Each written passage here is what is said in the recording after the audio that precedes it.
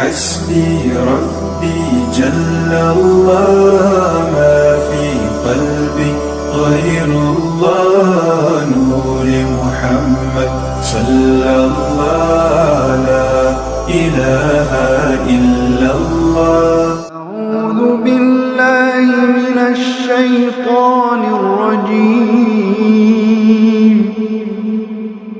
بسم الله الرحمن الرحيم.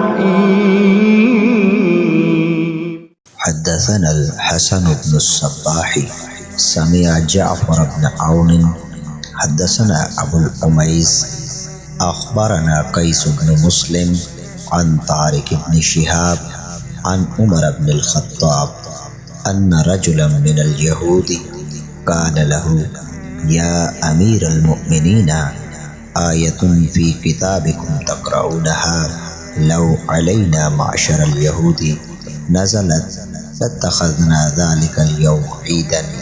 قال أي الآية؟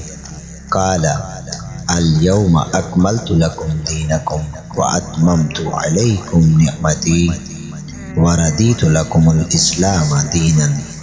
قال عمر قد عرفنا ذلك اليوم والمكان الذي نزلت فيه على النبي صلى الله عليه وسلم وهو قائم بعرفة يوم الجمعة.